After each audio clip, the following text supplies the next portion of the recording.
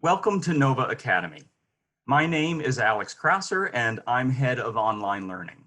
We're very excited to present the Pandemic and Public Health Initiative designed to help teens around the world be better informed about one of the most impactful events of the modern era.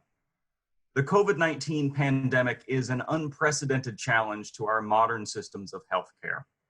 Medical professionals on the front lines are putting their own health at risk, while others work behind the scenes to develop and enact the plans, systems, and solutions that will save millions of lives and help us feel safe enough to return to normal. Who are these heroes working to keep us healthy? We're very fortunate today to be joined by Daniel Mata Calderon and Sung Chen Tsai, who can help us sort out what we need to know. Gentlemen, to start, I would love it if each of you could introduce yourselves, say a little bit about where you're from and what you're currently studying. Daniel, can we start with you? Sure. Oh, thank you, Alex, and well, thanks for this invitation. So I'm Daniel. I graduated from med school last year, and now I'm doing a master in public health at Harvard T.H School of Public Health. I'm also currently doing research in patient safety, and I'm planning to do residency in internal medicine next year. Thank you, Alex. Hi, everyone. My name is Zhong Xian. I'm from Taiwan, graduated from medical school last year, and currently studying Master in Public Health at Harvard University, focusing on the field of health management.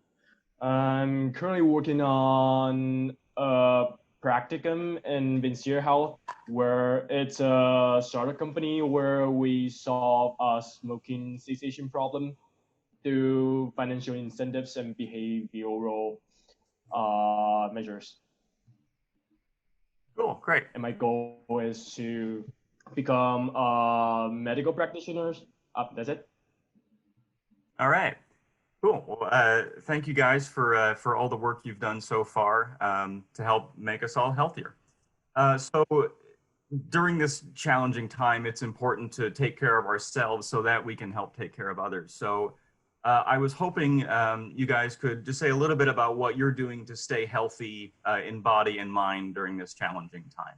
And I think the first step to take care of ourselves is addressing this new reality and understanding that it's okay not to be okay. And then personally, I've started doing some self-care measures and activities just to try to regain some normalcy. But again, always understanding that it's okay not to be okay. It's okay not to be productive in these times. It's okay to have some feelings of anxiety and stress. So I started meditating. I found that some applications for my mobile device have been very useful. So I've been using Headspace. I just don't have any connection to that company, but I found that helpful. I've also done some exercise outside, taking the precaution measures. I've been doing some isolated running. Also try to cook some healthy meals at home. And then every day I do something called the intention of the day. So I try to set an intention for each day. Non-academic related. So for instance, call a family member that I haven't talked to in a while, or, read a motivational quote, or just do small little things that give me some control of my day. And then I've also been writing in a diary that I have. So I try to express my feelings and thoughts in this diary.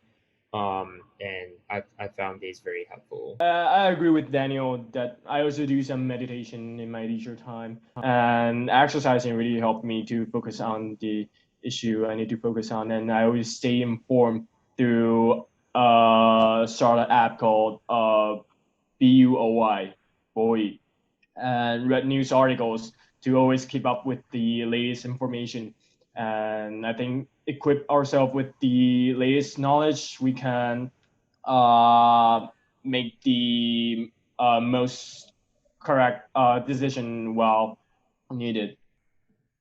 So the words public health, we can make some assumptions about what it means, but as people who are studying it, what exactly is public health, and how does it differ from what people may think of when they think of like doctors or hospitals? So public health is a very broad term. It means different things for different people, and even though I'm studying public health, I can't tell you for sure what public health is. When you say the word public health to people, certainly the one of the first things that come into mind are infectious diseases, and that's actually what we're seeing nowadays with the COVID pandemic. So public health is this branch of health that takes care of populations' health um, by preventive strategies, by doing research on the diseases that affect populations, by understanding the epidemiology, that is the frequency of disease occurrence in these populations, and to develop strategies to mitigate these diseases. Um, but it also takes into account diseases that are not infectious, like non-communicable diseases, like obesity, diabetes, hypertension, in a populational basis, and environmental exposures that may endanger health in populations. Um, but certainly, infectious diseases is one big part of public health. It's just not the only one, but that's the one that we're seeing nowadays with the pandemic. So build on from Daniel's comment, when like since my background is in clinical medicine, which I can only treat one patient at a time, uh, when we talk about public health, we can study health in collective measures, study people's behaviors, or promote people's overall health by policymaking or good managerial strategies. So practitioners in public health always try to improve the academic, clinical, economical, social, and environmental health of the communities in a collective way. So it sounds to me that public health is more about prevention rather than dealing with things once they're upon us. Is that correct?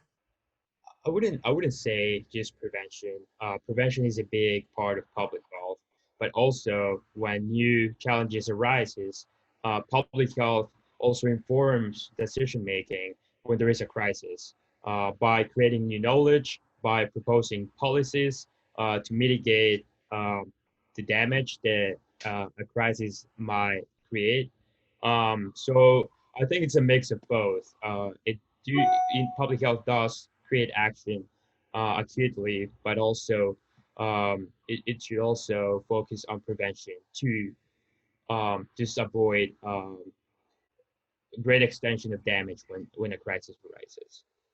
So you've mentioned practitioners, you've mentioned doing research, you've mentioned administration. So I was just wondering if you could specifically list a number of the different roles that people might get involved in public health. If a student watching this right now wants to get involved in public health, what are all the different options available to them? So definitely from a research point of view, biostatisticians and epidemiologists, they are the key roles in doing clinical or public health research. And from administrative or health policy point of view, I think the government healthcare agency and all the leadership roles in healthcare organization, they definitely play an important role. And in terms of social behavior perspective, I think there are some field public health researchers. There are some health behavior researchers. There are some people doing stuff in consulting firm to provide professional knowledge in public health to enterprise to some organizations in need. So just to complement, I see possible fields of public health being management, being government, being research, being system service organization, and the government. those are the big fields within public health. What sort of training would someone have to go through to get involved in public health? Or I guess you could speak about the training and education that you've gone through. So I can talk from my perspective. So I trained as a medical doctor, and I wanted to do public health because I want to do clinical research uh, in the future, and that's why I chose public health. I do enjoy taking care of individual patients, but by doing clinical research, I feel passionate about creating new knowledge that can potentially inform decision making for populations, um, and that's what I'm doing right now. So I chose health management as my field of study because I want to view health from a different perspective other than the clinical side. And I think good management skills from a leadership position can really make a lot of changes. And what I learned in Harvard, I take courses including organizational structure, strategy, operational and product management, and entrepreneurship and healthcare organization. So I think these courses are really important. So in several ways, I can give some examples like how to operate a healthcare facility effectively to improve community health, or like how to be an entrepreneur to come up with innovative ideas to solve health issues, or like how to establish a strategic solution to help people in need to get adequate healthcare. And these are all in the realm of healthcare management. Cool. That's covering a wide area. So we sort of touched on this in your last answers, but I was wondering if you could say a little bit more about what sparked your personal interest in public health. Like why, was there a moment? Like what story do you usually tell people when you say why you got into this field? I'm currently doing research in patient safety and specifically in diagnostic errors. And I got very interested in this topic because me, um, myself, I made an error when I was doing clinical medicine. Um, Errors happen all the time in clinical practice. It is a result of a combination of cognitive factors and system factors, um, and we as humans, before being healthcare providers, we make mistakes all the time. So having made an error and having made several errors in life made me gain interest in understanding why we healthcare providers make errors and how can we understand why we make those errors and how to prevent those errors. And then I got interested in clinical research um, because I really enjoy analyzing data. I enjoy formulating hypotheses and testing those hypotheses to create new evidence. It's something that I really enjoy besides taking care of patients. So I think that's my personal story. Well, can we take a step further back? What made you pursue medicine in the first place? What was there a moment as a teen or something like that that happened? I really don't know. So I think I've always said that I wanted to be a doctor since I was a kid. I don't have a specific thing that sparked that motivation. I feel medicine is a great field in the sense that it combines both the scientific knowledge but also the experience of taking care of patients and that humane connection with other people. That's something that I really enjoy from medicine. It's a combination of knowledge, but also close, humane connection, vulnerability, and touch. Um, so I think that's why I like medicine. But I don't have like a personal experience in my teenage years. I used to dress up as a doctor for Halloween. Uh, so I think that's an idea that I've had since I was a kid. Well, congratulations for pursuing it. Thank you. So as for my personal stories.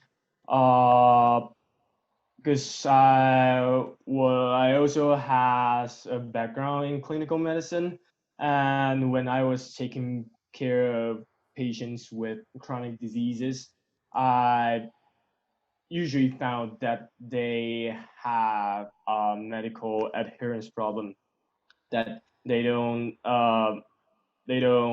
take their medication as prescribed. So and at that time I found a pretty interesting idea online. It's actually from a company called PillPack. They created this simple business model that they package patients medication and deliver it to their door every month. And this simple business model create great benefit to these kind of chronic patients with chronic diseases. So that's the moment I think innovative ideas really can really can help a lot of patients at a time, rather than as a medical doctor, which I can only treat one patient at a time. So that's the reason I pursue public health, and that's the reason I chose health management as my field of study. And that's where the entrepreneurship angle came from, I guess. Yeah. Cool. So are there any particular heroes that you know of in the public health field? Are there any specific people that have inspired you? Either who you've worked with directly or who you've heard or read about? Yeah, and for me, my role model is William Shaw, which is a prestigious professor and expert in healthcare financing and health insurance at Harvard University. He contributed to the establishment of insurance systems in multiple countries and helping people to gain high quality but affordable healthcare. So Chung-Shen, you mentioned PillPack as something that inspired you to get involved in the way that you've gotten involved in public health. And Daniel, you've talked about patient safety. And so that's made me think of a number of even simple innovations like the checklist manifesto that Atul Gawande put forward. And so I'm wondering if there are any innovations that you've learned about in school or in your professional lives that you're excited to work with directly or just excited about in general? So, well, thanks for bringing up the checklist manifesto, and that's something actually related to what I'm working right now. Part of a team that's developing interventions to decrease the risk of making errors, diagnostic errors in um, everyday hospital life. So we are bringing ideas from other fields like aviation, like engineering, to develop something we call the diagnostic timeout, which is basically a checklist that providers should follow when there is a high risk for a diagnostic error to happen. So if a patient has a high risk because the patient is a very complex patient, has lots of comorbidities, if the patient is deteriorating clinically, then we'll stop.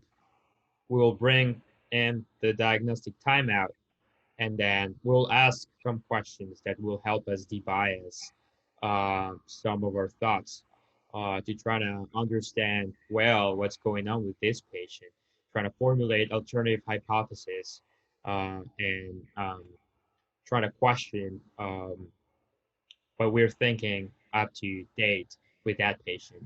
And in that way, we can reduce the risk of error and be really sure that our clinical reasoning is going on the right track. So why is it important to create a standardized list like that? Sure.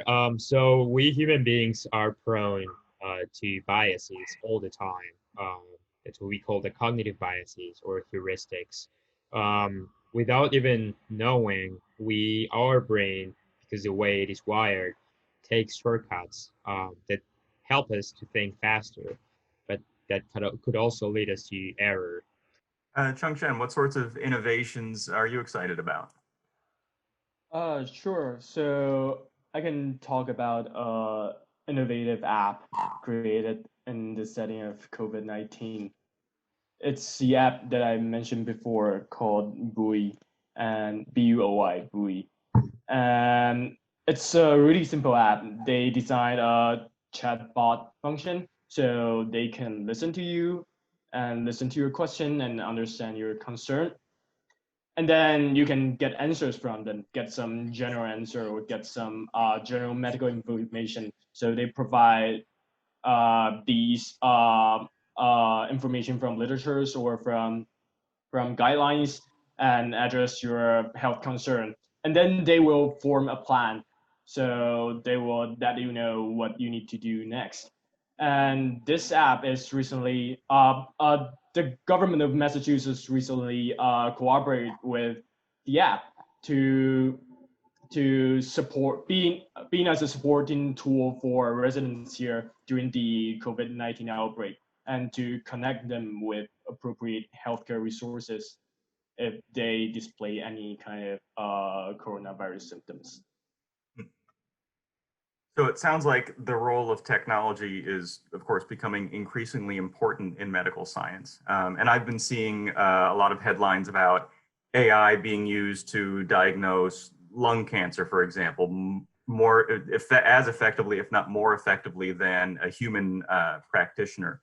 Do either of you have any comments on things to be excited about or things to be a little more wary about in terms of using AI in a diagnostic setting? So AI is definitely a tool that we are using in medicine, specifically for diagnostic medicine. There are very exciting breakthroughs in terms of using AI in radiology, um, and in many cases, the computers are performing better than humans. Um, However, I don't think AI, at least not in the next years, will be able to integrate what clinical reasoning is. Um, so maybe it can help for very specific tasks, um, for it to identify very specific patterns, for example, in an X-ray. But I think clinical reasoning is a much more complex um, thing to do because you have to integrate multiple sources of information, and sometimes this information is just not easily measured. And one of the requirements for AI to work properly is to have a vast amount of information and reliable information. And gathering this information in from patients sometimes is challenging. And not only that, but there are also emotional components that will help you to make a diagnosis. And just that's something that it's very hard to measure. Just the general appreciation that you have from a patient, um, um, and then feelings and expectations, and values, beliefs. These are all components, unmeasurable components, that are part of diagnostic medicine, and that at least I don't see AI be able to integrate in their algorithms and models in the next years. I kind of agree with Daniel's comment, and I have just a little things to add that because we've mentioned that data is a really important component in establishing an AI model. So if these data are biased or the quality or quantity of these data are poor, then it will be problematic for real world implementation. So I think what medical practitioner need to do is to know the real essence of their data and to know how to leverage them to provide more value. I think it's the most important part. So in your studies and your practices as medical professionals, you've already dealt with a number of challenges that the public health field is facing. So I was wondering if you could mention a couple of those challenges, what they were like before the pandemic, and also how the pandemic has impacted them.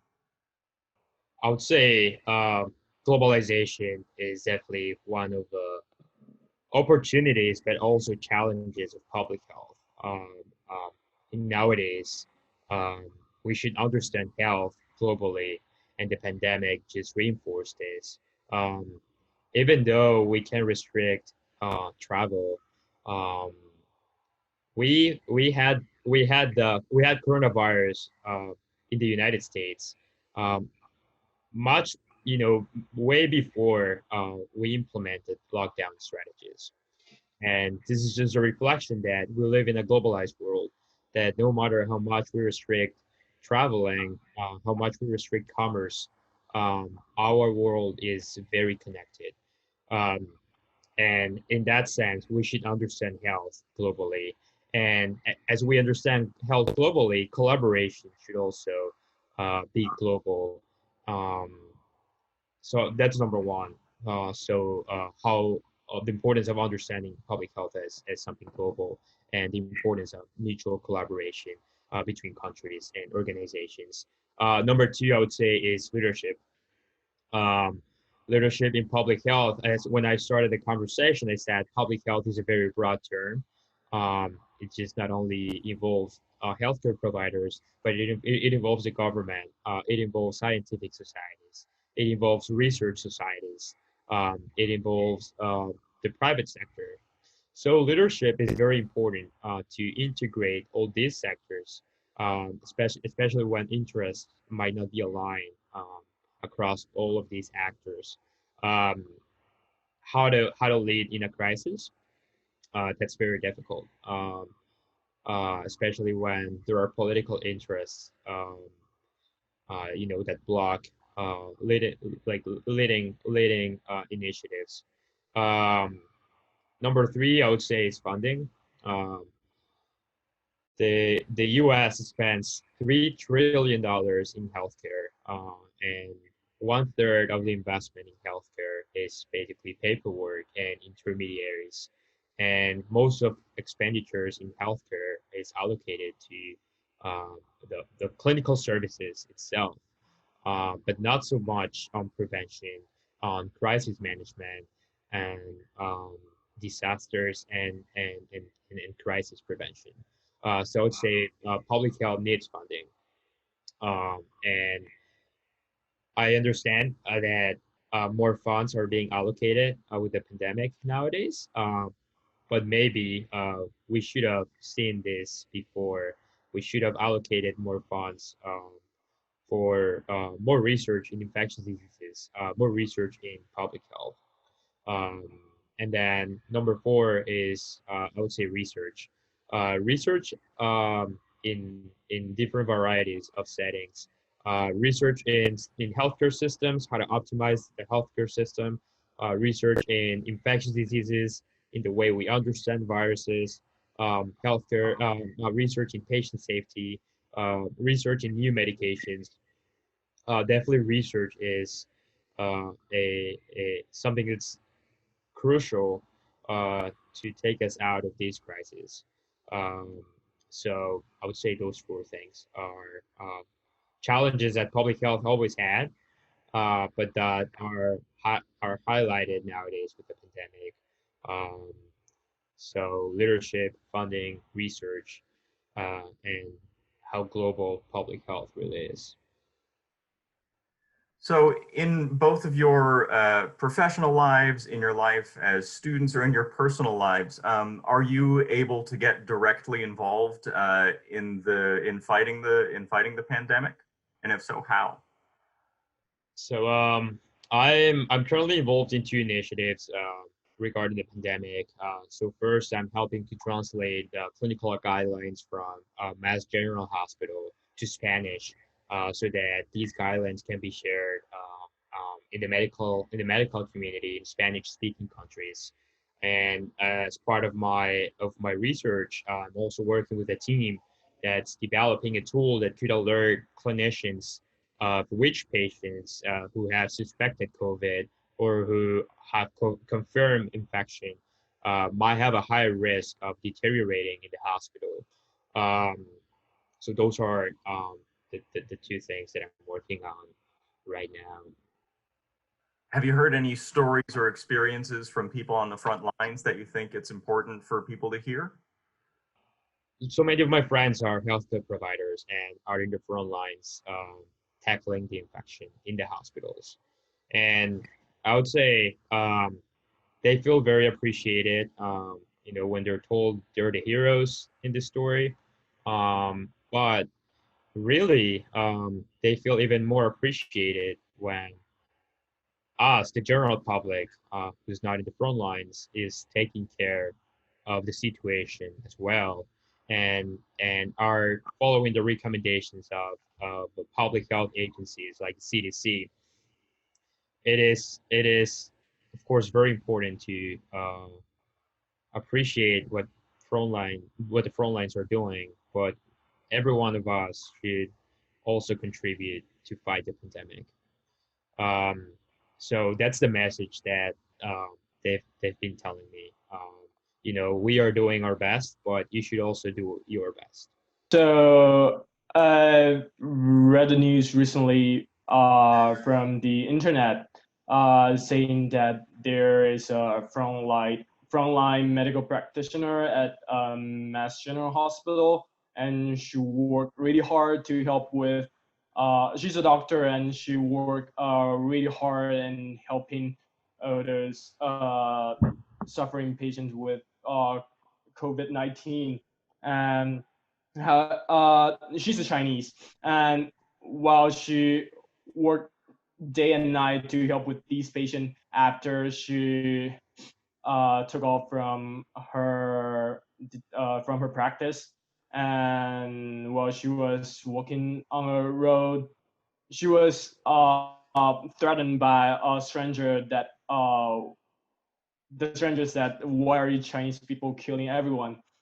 I think this is a really bad example, and I'm really sad about this situation because in this pandemic outbreak, we need to fight together, and we need to cooperate with each other to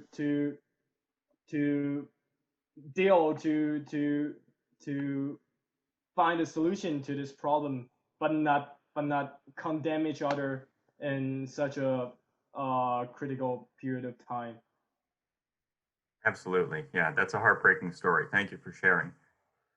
So before we wrap up, I wondered if either of you had any advice that you would give to students who want to get involved in the field of public health. So the recommendation, the advice that I would give students is ask yourself what is really the motivation that drives you to do specific thing in life. So if you want to pursue a career in public health, what is the motivation? Why you really want to do this? Um, we live so many times in our lives we decide to do things, decide to take careers, and we really don't understand what is the purpose of why we're doing things. Um, if you are interested in helping populations, not just individuals, if you're passionate about analyzing data from a population perspective, if you like scientific breakthroughs, if you like to understand why disease happens, how is disease transmitted, and how can we mitigate disease, um, I would say public health is would be a good choice. Um, but also ask yourself what I want to get from this, and um, what is the largest purpose? Why is this important to me, and how does that align with my values, my beliefs, my expectations? Um, when we have intrinsic motivation in life, um, when we have a purpose that's greater than us, um, we will find motivation to do that thing every day. So Even before asking yourself a question of why specifically public health, I would ask myself the question, um, what am I passionate about, and do those passions align with public health, and go from there. I agree with Daniel that um, one's intention, one's purpose is the first priority, is the most important thing, even before you enter any field, any professions. And I think to gain more insight into public health, I encourage people to get practical and professional experiences in the field. So like working in a health facility, do some clinical or epidemiological research, or involving in public health advocacy and policy, or volunteering for nonprofit organization. I think these all help in broaden your horizon and see what's the critical issue in public health. And I encourage people to pursue whatever field that they like, even if they are interested in physics, they're interested in chemistry, they're interested in biology, or interested in liberal arts. I think these are all important components in fighting with or tackling with serious public health problems all over the world. So you can use whatever you like, whatever your profession is, to fight global health challenges. So expose yourself to more opportunities and gain more insight into public health, as in is helpful to trying to get into the field. I would also say that public health is a very frustrating field. We don't understand public health well. Um, Sometimes there is not enough funding. Sometimes what you do today, you will not see after only a few years. But that frustration is also the origin of motivation, and that frustration is a challenge to uh, become better at what we do. To fight against the resistance to change. So that's something that's very interesting from this field, and that also drives me. Great, that was really well said, gentlemen. Thank you. Do you have anything else that you'd like to add? Yeah, I would say I'd like to highlight again the idea that everyone has a potential to be a hero in public health. So public health pertains to public, and the public is every one of us. It's difficult to take action to things that we can't see, like the virus, the things that we can measure, things that we can expect. Uh, but by having common responsibility, by understanding that my individual actions have an impact in a population, um, by understanding that we are part of a society, and that health is global, that health is shared, and by having a sense of solidarity, that's how we can really help in public health. All right, gentlemen, thank you very much for helping us understand this big, vague field of public health and its importance to, well, the public health. One of my big takeaways was that it's not just one thing, that it's not just doctors, it's leadership, it's entrepreneurship, it's research, it's physics and chemistry and liberal arts, it's learning from different fields like engineering and whatnot. So thank you for helping us understand the importance of coordination and collaboration as we all try to come together to fight this challenge. And thank you both for taking the time to speak with us today. We really appreciate it.